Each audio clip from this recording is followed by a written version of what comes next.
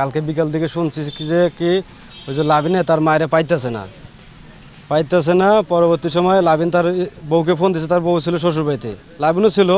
লাবিন আবার আসছে হলো এই বিকালের দিকে নাকি কটার দিকে আসছে, আসার পরে যখন পায় নাই, ওর বউ এসে দেখে কি ঘরের মধ্যে রক্ত, তোষকের মধ্যে রক্ত ছিল। পরে সন্দেহ হওয়ার কারণে পরে পুরো বাড়ি সার্চ করার পরে যে জায়গা থেকে লাশটা উদ্ধার করছে ওইখানে মাটি ফুলে উঠছিল।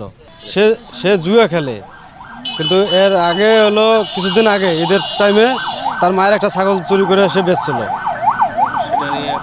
সেটা নিয়ে কোনো কিছু হয়েছে কিনা জানি না, তবে হয়তো জুয়া খেলার জন্য আরও টাকা পয়সা চাইছে, হয়তো দেয় নাই, সে কারণে হয়তো রাগ করতে পারে বা যে কোনো একটা হয়েছে। তো ওই যে কোতল কামাই করতে চায় না বাবা, অলস যেখানে করে ওখানে ধৈর্য জুয়ের বটক বসি খয়ে আসি হাড়ি চড়ি দিয়ে বসি থাকে, ভাত খান লাগবে না, গরিব মানুষ হইলে তো এক মুঠ খেয়ে আইতো সুতির লাগবে যখন মায়ের 72 ঘন্টা ময়েশ্চার লক সমৃদ্ধ লিলি বডি ওয়াশ, শিয়া বাটারের গুডনেস স্কিন রিপেয়ার করে রাখে সফট ও গ্লোয়িং। আমাদের কিশোরগঞ্জে এই থাই জুয়া এবং মাদক এই জিনিসগুলো সবচেয়ে বেশি প্রচলন হওয়ার কারণে আমাদের পরিবারগুলো ধ্বংস হয়ে যাচ্ছে বা ছেলেপেলেরা ধ্বংস হয়ে যাচ্ছে, যার কারণেই আমাদের এলাকায় এইরকম বড় বড় কাহিনীগুলো ঘটতেছে। অতিরিক্তভাবে থাই এবং ক্যাসিনো খেলাটা ব্যাপকভাবে ছড়িয়ে পড়ছে।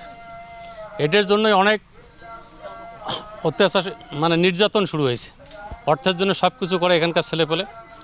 যাই হোক, এটা যেন বন্ধ করে সরকার, থাই এবং ক্যাসিনো, কৃষিগঞ্জ থানা যেন এটা নিয়ন্ত্রণ করে। আমরা এ পর্যন্ত যতটুকু জেনেছি, তা বড় ছেলে জুয়েল সে কর্মবিমুখ ব্যক্তি, তার কোনো কাজ করতে চায় না, সে জুয়ায় আসক্ত, এটা জেনেছে, এবং ঠিকঠাক মতো বাড়িতেও থাকে না। তো এই নিয়ে তাদের মধ্যে ঝগড়াঝাটি লেগে থাকতো এবং মাকেও ইতিপূর্বে মারধর করেছে এমন কথাবার্তা আমরা জেনেছি। তো বিষয়টা তদন্ত না করে বলতে পারবো না, আসলে তদন্তে বেরিয়ে আসবে প্রকৃত অপরাধীকে।